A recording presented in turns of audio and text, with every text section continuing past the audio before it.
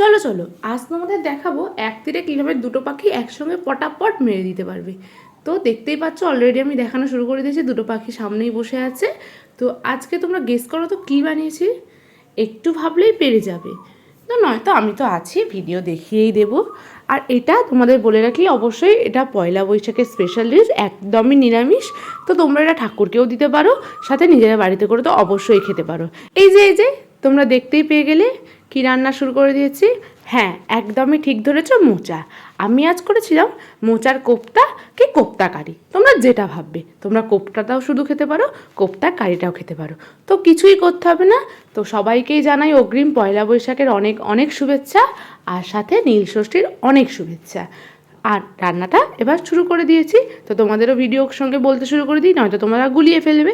তো কিছুই করে নিই, ফার্স্টে মোচাটাকে ভালো করে কেটে নিয়ে ওটাকে নুন দিয়ে ভালো করে সেদ্ধ করে জল ঝর দিয়ে রেখে দিয়েছিলাম 2 থেকে 3 ঘন্টার জন্য। এবার মোচাটাকে নিয়ে, জলটা একদমই ঝরানো হয়ে গিয়েছে, মিক্সার গ্রাইন্ডারে পেস্ট করে নিয়েছি। দেখতেই পাচ্ছ কত সুন্দর একটা পেস্ট হয়ে গেছে। এবার ওই পেস্টে দিয়ে দেবো চিনি, হলুদ গুঁড়ো, লঙ্কা গুঁড়ো, ধনে গুঁড়ো, জিরে গুঁড়ো, একটু গোলমরিচ গুঁড়ো, আর দিয়ে দেবো একটু ছাতু। ব্যাস, ছাতুটাকে দিয়ে একটা সুন্দর মতো ডো বানিয়ে দেবো। আর দিয়ে দেবো একটু আদা পেস্ট। আদা পেস্টটা আগে দেওয়া হয়নি, তখন আদা পেস্টটা খুঁজে পাইনি, মা কোথায় রেখেছিল, মা আসতেই দিয়ে দিল, তাই জন্য একটু পরে দিয়েছি। তোমরা ওটা আগে দিয়ে মাখিয়ে রেখো। আর নুনটা দেবে না, কারণ নুনটা আমি জল দিয়ে সেদ্ধ করার সময় নুনটা দিয়ে দিয়েছিলাম অলরেডি। ব্যাস, এবার চাপা দিয়ে রেখে দেবো 1/2 ঘন্টার জন্য, যাতে ওটা খুব সুন্দর একটা শক্ত মতো ডো হয়ে যায়। এবার পুরটা বানিয়ে নেওয়ার পালা। তার জন্য আমি নিয়ে নিয়েছি এখানে পনির। দেখতেই পাচ্ছ, পনিরটাকে সুন্দর করে এখানে গ্রেট করে নিতে হবে, বা তোমরা হাত দিয়ে ঠেসেও নিতে পারো। আমি তো এখানে সুন্দর করে গ্রেট করে নিয়েছি। আমার তো মনে হয় পনির গ্রেট করো আর সাথে ঠেসে নাও, দুটোই সেম টু সেম হয়ে যায়, সেই তো পুরি হয় আর গোলই হয়। আর ভিতরে দিয়ে দিয়েছি খেজুর, আমসত্ত্ব, কিশমিশ, কাজু আর পেস্তার একটা পেস্ট, আর তাতে দিয়ে দিয়েছি একটু কাঁচা লঙ্কা। একটু ঝাল মিষ্টি সবটা হলে দারুণ খেতে লাগবে। তো দেখতেই পাচ্ছ, এভাবে মাখিয়ে নিতে হবে খুব সুন্দরভাবে। হ্যাঁ, তোমরা যদি এবার একটু বেশি ঝাল প্রেফার করো, তাহলে যখন মোচাটাকে পেস্ট করতে দিয়েছিলে, তখন কিন্তু 2টো কাঁচা লঙ্কা অবভিয়াসলি ওখানে পেস্টের সঙ্গে দিয়ে দিতে পারতে, তো ঝালটা ব্যালেন্স হয়ে যেত। আর হ্যাঁ, এই পুরে দিয়ে দিলাম একটু জিরে গুঁড়ো, যাতে খুব সুন্দর একটা ফ্লেভারটা আসে, পনিরের যে ফ্লেভারটার থেকে একটু বেশি। আর আমি নুন এখানে একদমই ইউজ করলাম না। তো 1/2 ঘন্টা এখানে হয়েই গিয়েছে। এবার দেখতেই পাচ্ছ কি সুন্দর ডোটা শক্ত শক্ত হয়ে গেছে, একদম সুন্দর। এবার কোপ্তার সাইজে করে নেব। ফার্স্টে অল্প একটু নিয়ে নেবো, আর মাঝখানে একটু ফাঁকা করে দেবো, আর দিয়ে দেবো ভিতরে ওই পনিরের পিউরটা। তো দেখতেই পাচ্ছ কত সুন্দরভাবে দিয়ে দেবো, মাঝখানটায় দিয়ে দেবো। এবার ভালোভাবে ওটাকে গোল গোল করে নেব। দেখতেই পাচ্ছ কত সুন্দরভাবে 2টো হাত দিয়ে করে নিতে হবে। ব্যাস, এবার এটাকে গোল গোল গোল গোল করে সুন্দর একটা গোল বলের মতো করে নিতে হবে। আমার কিন্তু কোপ্তা খেতে দারুণ লাগে। তো কোপ্তা সিরিজ একবার খুবই সুন্দরভাবে হবে, সেখানে আমি যত রকমের কোপ্তা হয় সব রকমের ভিডিও তোমাদের জন্য অবশ্যই রাখবো। তো অবশ্যই চ্যানেলটাকে ফলো করে রেখো। আর এবার যাতে না গায়ে মেখে যায়, ওই জন্য ওপর থেকে একটু বেসন ছড়িয়ে দিলাম। এবার কোপ্তাটাকে একটু ঘি আর সামান্য সাদা তেল দিয়ে ভেজে নেব।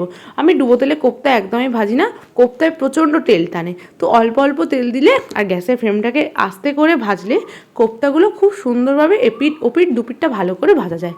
তো কোপ্তাটা একটুখানি বেসন মাখিয়ে রেখেছিলাম বলে ওটা জড়িয়েও যাবে না বা কিছুই প্রবলেম হবে না। তো সব কোপ্তাতেই বেসন মাখানো হয়, তো সেটার ভিডিওটা দেখানো হয়নি, তো তোমরা একটু করে নিও, ওপর থেকে একটু বেসনটা ছড়িয়ে দিও। ব্যাস, এবার খুব সুন্দরভাবে কোপ্তাকে কোনোভাবে টাচ করবে না, একদমই ওই হ্যান্ডেলটা দিয়েই ভালো করে ধরে ধরে তেলটা এদিক ওদিক করে কোপ্তাগুলোকে ভেজে নেবে। তো দেখবে কোপ্তাগুলোর গা একদমই যখন প্রায় শক্ত হয়ে যাবে, তখন সাইডে ভালো করে তুলে রাখবে।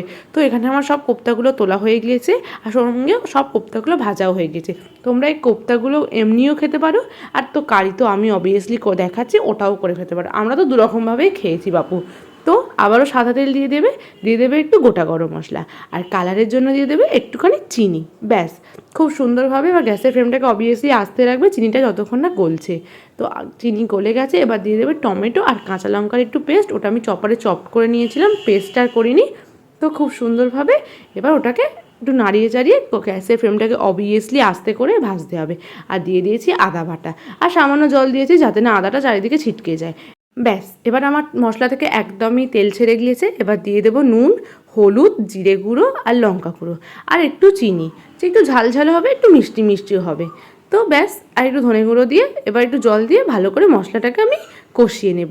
তো গ্যাসের ফ্লেমটাকে এখন একদমই লোতে রাখবে, নয়তো মশলাগুলো নিচে পুড়ে যাবে। যেহেতু একদমই কিছু দেওয়া নেই, তো মশলাটা সুন্দরভাবে কষানো হয়ে গেলে আবারও যখন তেল ছেড়ে দেবে তখন দিয়ে দেবে আবারও পরিমাণে একটু জল। তো জলটা দিলে যাতে যতটা তোমরা থিকনেস ঝোল রাখতে চাইবে বা গ্রেভিটা রাখতে চাইবে ততটা। আর আমার আগে থাকতে একটু পনিরটা পুরের বেঁচেছিল, তো সেটাও ওখানে দিয়ে দিলাম আর ভালো করে একটু মিশিয়ে নিলাম। ব্যাস, এবার গ্যাসের ফ্লেমটাকে জোরে দিয়ে দেবে, কোনো অসুবিধা নেই। এবার ভালোভাবে ওটাকে ফোটা হয়ে গেলে দেখবে যতটা পরিমাণে তোমরা ঝোল রাখতে চাইবে ততটা গ্রেভি রেখে ওপর থেকে একটু গরম মশলা ছড়িয়ে দিয়ে দেবে আর একটু ঘিও দিতে পারো। গ্রেভি একদমই রেডি হয়ে গিয়েছে। তো এবার কোপ্তার উপর একদমই সুন্দরভাবে গরম গরম সার্ভ করে দাও। আর পরোটা বা ভাতের সাথে দারুণ লাগবে। বাড়িতে করে অবশ্যই আমাকে জানাবে মোচার কোপ্তা কারি কেমন লাগলো। অবশ্যই এখন মোচার সিজন, বাড়িতে করবেই। আর ভালো লাগলে লাইক কমেন্ট অ্যান্ড শেয়ার করবে। আর আমার চ্যানেলে নতুন হয়ে থাকলে অবশ্যই চ্যানেলটিকে সাবস্ক্রাইব করবে। তো যারা এখনও সাবস্ক্রাইব করোনি, কী করছো, তাড়াতাড়ি করো এরকম ইউনিক কিছু রেসিপির জন্য। আর এই পয়লা বৈশাখে অবশ্যই এই রেসিপিটা বাঙালিয়ানার মধ্যে রাখতেই হবে, এটা আমার রিকোয়েস্ট। আর অবশ্যই পাশে থেকো, সঙ্গে থেকো। আর নতুন বছর সবার খুব খুব খুব ভালো কাটুক। টাটা।